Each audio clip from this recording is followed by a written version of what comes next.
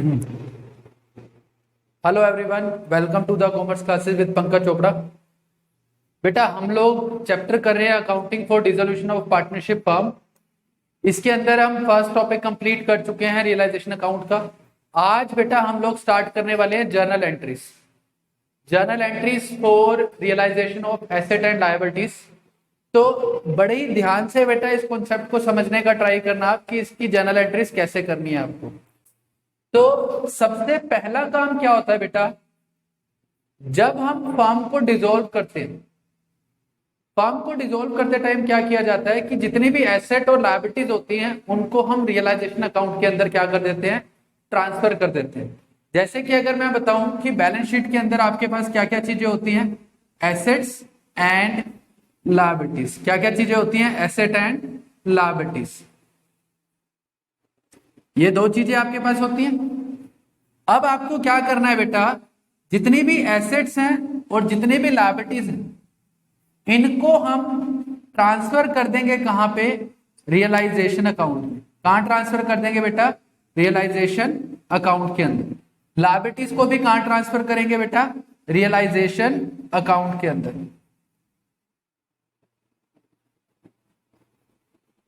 सबसे पहला काम हमारा यही होता है कि एसेट और लायबिलिटीज को हम रियलाइजेशन अकाउंट के अंदर ट्रांसफर करते हैं। तो बेटा एसेट्स जो होती हैं इनका कौन सा बैलेंस होता है, डेबिट बैलेंस होता है। एसेट्स का कौन सा बैलेंस होता है, डेबिट बैलेंस। लायबिलिटीज का कौन सा बैलेंस होता है, क्रेडिट बैलेंस। ऐसा ही होता है ना, जितनी भी एसेट्स हैं उनका कौन सा बैलेंस होता है बेटा, उनका होता है डेबिट बैलेंस। और जितनी लायबिलिटीज है उनका कौन सा बैलेंस होगा बेटा, क्रेडिट बैलेंस। तो अब हम लोग क्या करेंगे, जो हमारी एसेट्स हैं इनको बुक्स के अंदर से राइट ऑफ करना या इनको बुक के अंदर से खत्म करना है।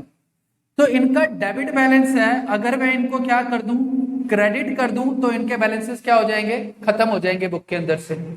और लायबिलिटीज जो है इनका बैलेंस कौन सा होता है, क्रेडिट। अगर मैं इनको डेबिट कर दूं तो इनका बैलेंस भी क्या हो जाएगा, बुक के अंदर से खत्म हो जाएगा। असल में जब पार्टनरशिप फर्म को डिसॉल्व किया जाता है तो सारी की सारी बुक्स को बंद कर दिया जाता है। जो बुक्स ऑफ अकाउंट्स है उनको क्या करते हैं, हम बंद करते हैं। तो जितने एसेट के बैलेंस हैं और जितने भी लायबिलिटीज के बैलेंस हैं उनको उठाया और कहां ट्रांसफर कर दिया, रियलाइजेशन अकाउंट में। अब रियलाइजेशन अकाउंट के अंदर ट्रांसफर करने के लिए एंट्री क्या करते हैं वो देखो। आप एसेट है इसको ट्रांसफर करेंगे, मतलब एसेट्स को खत्म करने के लिए आपको इनको क्या करना पड़ेगा, क्रेडिट। तो आप एंट्री क्या पोस्ट करोगे बेटा, realisation account debit, realisation account debit to sundry assets account, to sundry assets account. अब क्या हुआ, रियलाइजेशन को आपने डेबिट कर दिया, इसका मतलब रियलाइजेशन अकाउंट खुल गया। और जितनी एसेट्स थी उनको हमने कहां ट्रांसफर कर दिया, रियलाइजेशन अकाउंट के अंदर ट्रांसफर किया। तो इनका जो बैलेंस था वो क्या हो गया, खत्म हो गया। क्यों खत्म हो गया, क्योंकि हमने इनको क्या कर दिया, क्रेडिट कर दिया। सेम लायबिलिटीज के साथ भी होगा, लायबिलिटीज को भी हम क्या करेंगे, ट्रांसफर करेंगे कहां पे, रियलाइजेशन अकाउंट में। अब लायबिलिटीज जो है उनका कौन सा बैलेंस है, क्रेडिट बैलेंस। अब जब इनको ट्रांसफर किया जाएगा तो अपोजिट चीज करनी पड़ेगी तभी ट्रांसफर होंगी। तो यहां पे क्रेडिट बैलेंस है, तो अगर मैं इनको डेबिट कर दूं, किनको डेबिट कर दूं, लायबिलिटीज को, तो आप यहां पे क्या लिखेंगे, sundry liabilities account debit to realisation account. ये एंट्री आपने किस लिए की है, यहां पे इसके नरेशन क्या लिखेंगे, एसेट्स ट्रांसफर्ड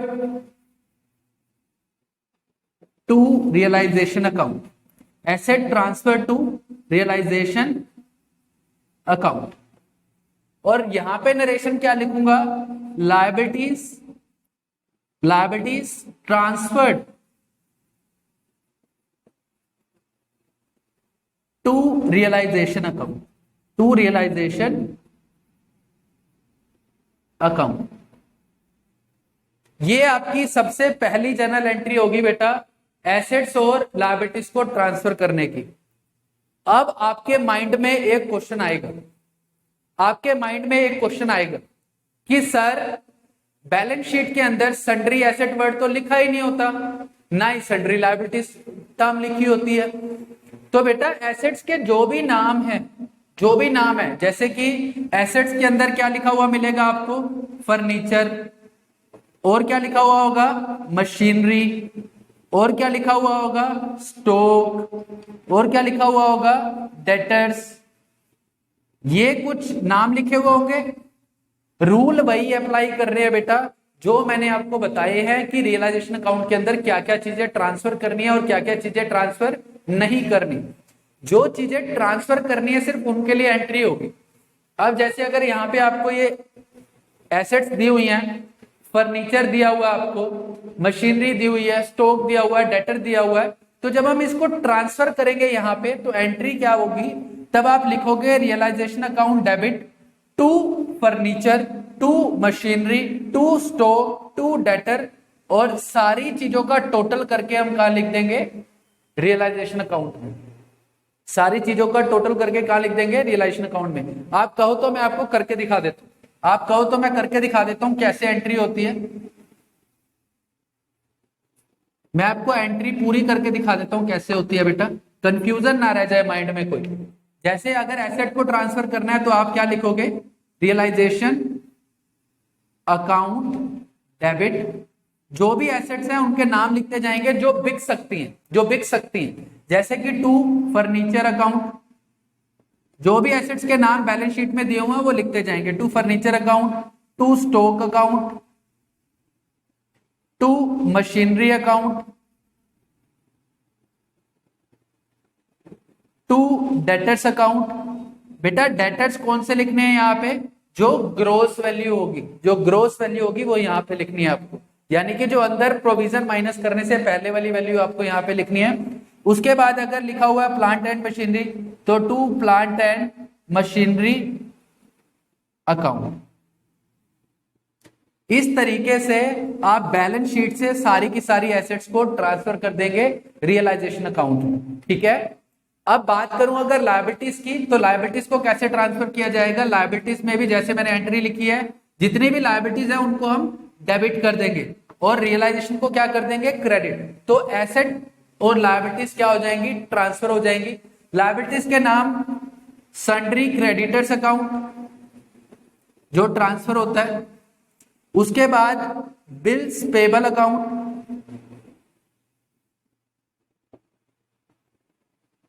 उसके बाद आपको मिलेगा आउटस्टैंडिंग एक्सपेंसेस अकाउंट, उसके बाद लोन। जितनी भी लायबिलिटीज हैं याद रखना है, जैसे रियलाइजेशन अकाउंट के अंदर था जो जो चीजें आपको ट्रांसफर करने के लिए बताई गई थी उन्हीं के लिए एंट्री करनी है। क्रेडिट किसको कर देंगे, टू रियलाइजेशन अकाउंट। इनकी जो भी बुक वैल्यू होगी, बैलेंस शीट में जो भी इसकी बुक वैल्यू दे रखी होगी वो सारी वैल्यूज यहां लिखेंगे, क्रेडिटर कितने के थे, बिल पेबल कितने के थे, आउटस्टैंडिंग एक्सपेंसेस कितने के, लोन कितने के, और उसका टोटल यहां पे लिख देंगे, उसका टोटल यहां पे लिख देंगे। इस तरीके से एसेट और लायबिलिटीज को ट्रांसफर किया जाता है। इस तरीके से क्या किया जाता है, एसेट को और लायबिलिटीज को ट्रांसफर किया जाता है। अब एक चीज याद रखना, फर्नीचर का नाम क्या है, रियलाइजेशन। स्टॉक का नाम क्या है, रियलाइजेशन। जितनी भी एसेट और लायबिलिटीज आपने ट्रांसफर कर दी हैं उनका नाम क्या बन गया है बेटा, उनका नाम बन गया है रियलाइजेशन। लायबिलिटीज ट्रांसफर कर दिया तो अब उसका नाम क्रेडिटर नहीं रहा, अब उसका नाम क्या हो गया है, रियलाइजेशन अकाउंट हो गया। अब क्या होगा बेटा, अब मैं आपको समझाता हूं कि एसेट को रियलाइज कैसे किया जाता है और उसकी एंट्रीज क्या क्या होंगी वहां पे। पहले मैं आपको बताता हूं एसेट्स का realisation of assets. Realisation of assets आपको मैंने बताए थे 3 मेथड थे, in cash, taken over by partner,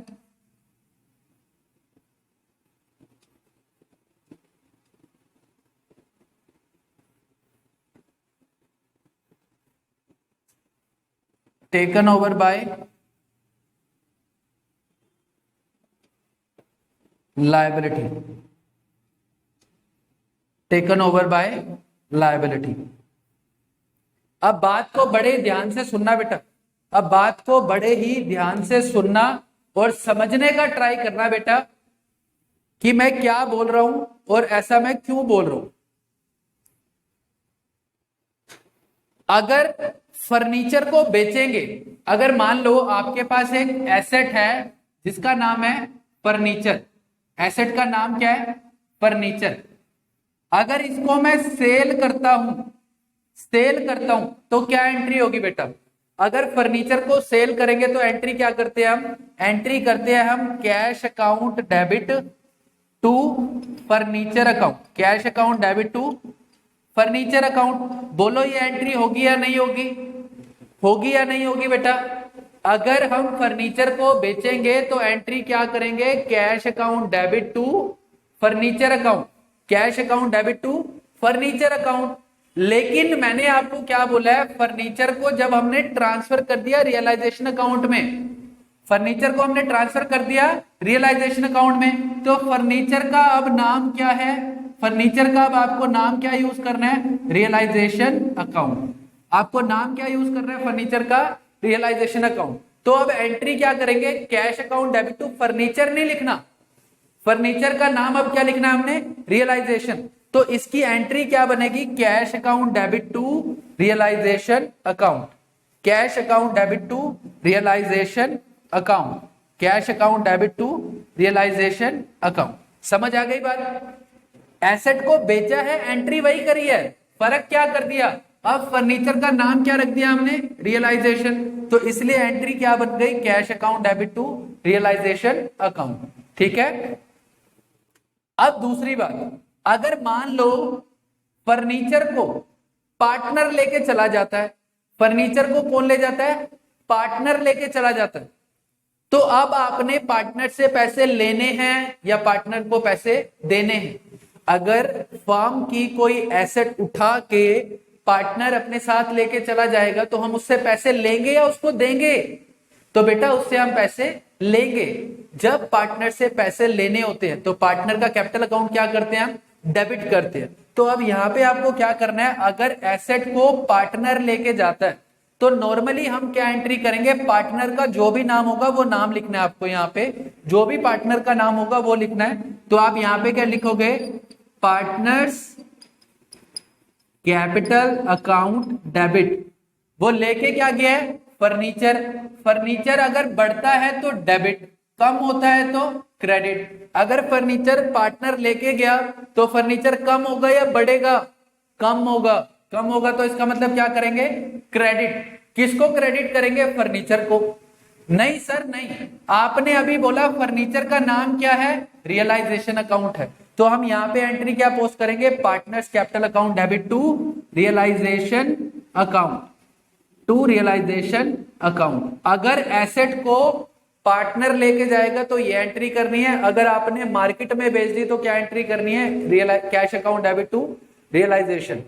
तीसरी बात, अगर एसेट को कौन लेके चला जाता है? लायबिलिटी। एसेट को कौन लेके चला जाता है? लायबिलिटी। मान लो फर्नीचर जो था, फर्नीचर कौन ले गए? क्रेडिटर ले गए। फर्नीचर कौन ले गए? क्रेडिटर ले गए। फर्नीचर क्या होता है? एसेट।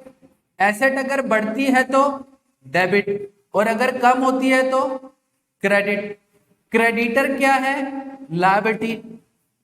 लायबिलिटी अगर बढ़ेगी तो क्रेडिट और अगर कम होगी तो डेबिट। ये रूल आपने पढ़ा हुआ है। अब मेरा फर्नीचर उठाया और क्रेडिटर लेके जाने लगा। अगर मैंने आपको 10,000 रुपए देने थे और आपने बोला पंकज सर आपके पास 10,000 नहीं है तो आप अपना फर्नीचर मेरे को दे दो, तो अगर मैं आपको अपना फर्नीचर उठा के देता हूं तो उसके बाद भी मेरे को आपको पैसे देने पड़ेंगे या नहीं देने पड़ेंगे?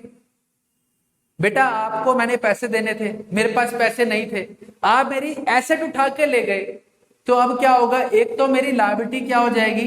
लायबिलिटी क्या हो जाएगी? मेरी क्रेडिटर वाली लायबिलिटी क्या हो जाएगी? कम हो जाएगी। तो इसको मैं क्या कर दूंगा? डेबिट कर दूंगा। और फर्नीचर मेरी क्या है? एसेट। एसेट आप ले गई, ये कम हो गई, तो इसको मैं क्या कर दूंगा? क्रेडिट। नॉर्मल एंट्री क्या बननी चाहिए? नॉर्मल एंट्री बननी चाहिए creditor account debit to furniture, to furniture account, यही एंट्री बननी चाहिए, यही एंट्री बननी चाहिए या नहीं? यही एंट्री बननी चाहिए ना, creditor account debit to furniture. लेकिन अभी मैंने आपको बताया हम सारी की सारी एसेट को, सारी की सारी लायबिलिटीज को ट्रांसफर कहां कर चुके हैं? रियलाइजेशन अकाउंट में। तो अब इसका नाम, क्रेडिटर का नाम भी आपने यहां क्या बोला था मैंने? क्रेडिटर का नाम भी क्या है? रियलाइजेशन। क्रेडिटर का नाम क्या है? रियलाइजेशन। तो मैं यहां क्या लिखूंगा? Realisation account debit. और फर्नीचर का नाम भी क्या है बेटा? फर्नीचर को भी हम ट्रांसफर कर चुके हैं रियलाइजेशन में, तो फर्नीचर का नाम भी क्या हुआ? रियलाइजेशन। तो एंट्री क्या बनेगी? Realisation account debit to realisation. तो रियलाइजेशन को ही डेबिट करना पड़ेगा और रियलाइजेशन को भी क्रेडिट करना पड़ेगा। तो इसलिए हमें यहां बोला जाता है कि अगर ऐसा कभी भी हो कि एसेट को लायबिलिटी ले जाए तो आप सिंपल क्या लिख के आएंगे? No entry. इसके लिए कोई भी एंट्री आपको नहीं करनी, इसके लिए आपको कोई भी एंट्री नहीं करनी। क्लियर हो गया यहां तक? एसेट वाली चीजें आपको क्लियर हो गई होंगी मेरे हिसाब से। अगर एसेट को कैश पे बेचा तो आप एंट्री पोस्ट करेंगे cash account debit to realisation. Realisation को क्रेडिट करने का रीजन ये है कि हम जितनी भी एसेट है सारी कहां ट्रांसफर कर चुके हैं? रियलाइजेशन में। तो अब एसेट का नाम क्या बन गया है? रियलाइजेशन। इसलिए मैं एसेट को ना क्रेडिट करके मैं किसको क्रेडिट करता हूं? रियलाइजेशन को। अगर उसको पार्टनर लेके जाएगा तो क्या एंट्री पोस्ट करेंगे? Partners capital account debit to realisation. और अगर उसको कौन लेके चला जाए? लायबिलिटी लेके चले जाए तो नो एंट्री। लायबिलिटी अगर लेके चली जाए तो नो एंट्री। अब हम बात करेंगे रियलाइजेशन ऑफ लायबिलिटीज की। रियलाइजेशन ऑफ लायबिलिटीज,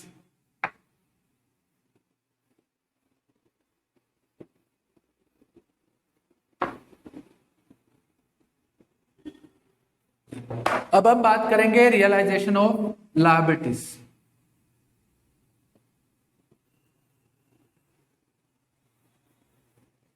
इसके भी तीन ऑप्शन है, पहले बता चुका हूं आपको। पेड इन कैश, आप क्या कर सकते हो? अपने कर्जे को कैश में पे करके आ सकते हो। पेड बाय पार्टनर, उसको कौन पे कर सकता है? पार्टनर पे कर सकता है। और asset given to liability, asset आपने क्या कर दी? लायबिलिटी को दे दी। तो तीन केस बन गए। जैसे एसेट के तीन केस बने थे वैसे ही लायबिलिटीज के भी तीन केस बन गए। अब अगर हम लायबिलिटी को कैश में पे करते हैं तो क्या एंट्री होती है? अगर मान लो मेरे फर्नीचर ना होके मेरे पास क्रेडिटर थे, मेरे पास फर्नीचर ना होके मेरे पास क्या था? क्रेडिटर्स थे। मेरे पास क्या थे? क्रेडिटर थे। कितने के क्रेडिटर थे बेटा? क्रेडिटर थे 20,000 के। क्रेडिटर कितने के थे? 20,000 रुपए के क्रेडिटर थे। अगर मैं क्रेडिटर को पैसे दूंगा, क्रेडिटर का नाम मान लो मैं यहां पे लिख देता हूं राम। क्रेडिटर का नाम क्या है? राम। अगर मैं राम को पैसे दूंगा तो क्या एंट्री करूंगा? अगर मैं राम को पेमेंट करूंगा तो मैं एंट्री पोस्ट करूंगा Ram debit to cash account, यही एंट्री करूंगा। Ram debit to cash account 20,000, 20,000। बताओ बेटा ये एंट्री होगी या नहीं होगी? यही एंट्री होगी ना। लेकिन अभी मैंने आपको बताया कि हम जितनी भी एसेट हैं और जितनी भी लायबिलिटीज है उसको ट्रांसफर कहां कर चुके हैं? रियलाइजेशन में। अब किसी भी एसेट और लायबिलिटी का नाम नहीं लिखा जाएगा। जब भी एसेट की और लायबिलिटी की बात आएगी तो नाम क्या यूज करेंगे हम? रियलाइजेशन। नाम क्या यूज करेंगे? रियलाइजेशन। तो अब क्रेडिटर का नाम क्या बन गया है? रियलाइजेशन। क्यों? क्योंकि मैंने पहले उनको ट्रांसफर कर दिया था रियलाइजेशन में। अब यहाँ पे एंट्री पोस्ट क्या करूंगा मैं? अब यहाँ पे मैं राम ना लिख के, राम का नाम ना लिख के, यहाँ पे अब मैं क्या वर्ड यूज करूंगा? यहाँ पे मैं लिखूंगा realisation, realisation account debit to cash account. अगर आपने लायबिलिटी को कैश में पे किया तो ये एंट्री पोस्ट करेंगे। अगर लायबिलिटी को कौन पे कर देता है, पार्टनर पे कर देता है। लायबिलिटी को कौन पे कर देता है, पार्टनर, तो आप एंट्री क्या पोस्ट करेंगे, realisation account debit, realisation account debit to partners capital account, to partners capital account. अब मैं समझाता हूं कैसे। मान लो राम अपना क्रेडिटर था, राम अपना क्रेडिटर था, उसको हमने 20,000 देने थे, आप और मैं पार्टनर थे। रास्ते में आप आ रहे थे, रास्ते में आपको राम मिल गया, रास्ते में कौन मिल गया, राम मिल गया। राम ने कहा जी मैंने आपकी फर्म से पैसे लेने हैं, 20,000 रुपए दे दो आप मेरे। राम ने आपकी फर्म से 20,000 रुपए लेने थे, उसने आपको रास्ते में रोक के बोल दिया लाओ जी 20,000 दे दो। आपने क्या किया, जेब में से 20,000 निकाले, गिने और उसको दे आए। आपने क्या किया, पैसे निकाले, गिन के उसको दे आए। तो अब क्या होगा, फर्म क्या करेगी, फर्म कहेगी मेरी लायबिलिटी कम हो गई, मेरी लायबिलिटी क्या हो गई, कम हो गई। तो लायबिलिटी का नाम क्या है, रियलाइजेशन। तो उसने रियलाइजेशन को क्रेडिट कर दिया और डेबिट कर दिया। लायबिलिटी कम होगी तो रियलाइजेशन को उसने डेबिट कर दिया। वैसे वो क्रेडिट करती कैश को या बैंक को, लेकिन अब वो पैसे किसने, फर्म ने किसको देने हैं, अब वो पैसे आपको देने हैं। आप क्या हो, पार्टनर। तो मैंने बोला है कि पार्टनर को जब भी आपने कोई पैसे देने हैं तो उसके कैपिटल अकाउंट को आप क्या कर दो, क्रेडिट कर दो। अब हमने राम वाले पैसे किसको देने हैं, आपको देने हैं। आप कौन हो, पार्टनर। तो मैंने क्या एंट्री पोस्ट करी, realisation account debit to partners capital account. ठीक है, और इसके लिए मैं आपको समझा ही चुका हूं, इसके लिए क्या होता है, नो एंट्री। इसके लिए क्या होता है, no entry, no entry. Last चीज, लास्ट बस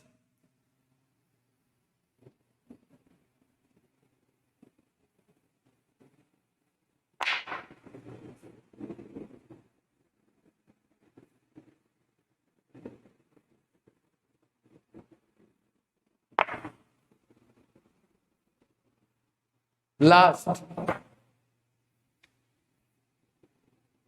accounting treatment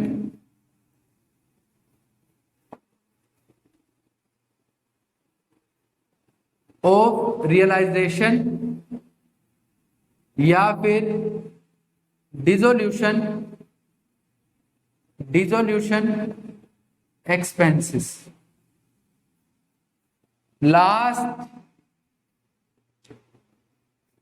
accounting treatment of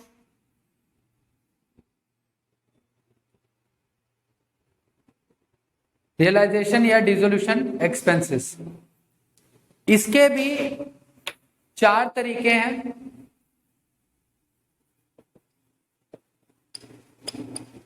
expenses of firm paid by firm. Dissolution expenses क्या होते हैं सर, बेटा जब फर्म को बंद किया जाता है ना, एसेट और लायबिलिटीज को जब पे कर रहे हो, एसेट को बेच रहे होते हैं, लायबिलिटीज को पे कर रहे होते हैं, तो उस टाइम कुछ खर्चे लगते हैं, उस टाइम कुछ खर्चे लगते हैं, तो उन खर्चों का नाम है रियलाइजेशन या डिसोल्यूशन एक्सपेंसेस। तो एक्सपेंसेस फर्म के हैं, पे भी फर्म कर दे। एक्सपेंसेस फर्म के हैं, पे कौन कर दे, पार्टनर। पे कौन कर दे, partner. Expenses of partner,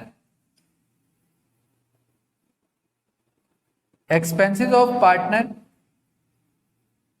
paid by firm. Last one is expenses of partner paid by partner।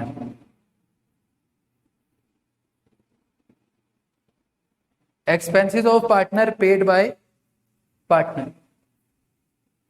4 case हैं बेटा, 4 केस हैं आपके पास। खर्चा किसका है? फर्म का है। पे भी कौन कर रही है? फर्म पे कर रही है। तो बेटा खर्चा होता है, एक्सपेंस होता है, तो एक्सपेंस जब बढ़ता है तो उसको क्या करते हैं? डेबिट। और अगर वो कम होता है तो उसको क्या करते हैं? क्रेडिट। तो अगर मैं एक्सपेंसेस पे कर रहा हूं तो मेरे एक्सपेंसेस क्या हो रहे हैं? बढ़ रहे हैं। तो अगर एक्सपेंस किसका है? फर्म का। और पे भी कौन कर रही है? फर्म। तो फर्म का खर्चा है तो उसको खर्चे के नाम से रिकॉर्ड करेगी और वो यहां पे एंट्री क्या करेगी? Realisation account debit, realisation account debit to cash या फिर बैंक अकाउंट। सिंपल सी बात है बेटा, अगर आपने सैलरी पे करनी है, आपने सैलरी पे करनी है, 11th क्लास को याद करो, सैलरी पे करनी है तो सैलरी पे करने की एंट्री क्या करते थे? वहां पे लिखा हुआ था सैलरी पेड ₹2000, सैलरी पेड ₹2000 लिखा हुआ आ गया।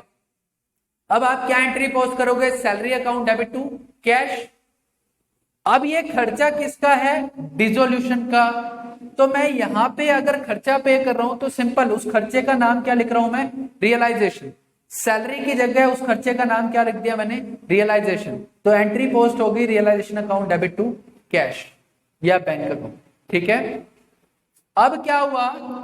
खर्चा तो किसका था? फर्म का। पे कौन कराया बेचारा? पार्टनर पे कराया। तो खर्चा फर्म का है तो वो उसको खर्चे का नाम तो देगी कि उसका खर्चा बढ़ गया। आप क्या लिखोगे? Realisation account debit. लेकिन कैश नहीं गया। कैश नहीं गया क्योंकि पे किसने कर दिया? पार्टनर ने कर दिया। पे किसने कर दिया? पार्टनर ने। तो अब पार्टनर की कैपिटल का बैलेंस क्या हो गया? इंक्रीज हो गया। क्यों? क्योंकि अब जो पैसा पार्टनर ने भर दिया वो फर्म को पार्टनर को देना पड़ेगा। और अगर फर्म ने पार्टनर को कुछ देना है तो वो क्या करती है? उसके कैपिटल अकाउंट को क्या कर देती है? क्रेडिट। तो सिंपल लिखेगी टू पार्टनर्स कैपिटल अकाउंट। ये एंट्री पोस्ट हो जाएगी। अगर खर्चा फर्म का था, पे पार्टनर कर देता है तो एंट्री होगी realisation account debit to partners capital account. तीसरी बात, एक्सपेंसेस ऑफ पार्टनर। खर्चा किसका है? पार्टनर का। पे कौन कर देती है? फर्म।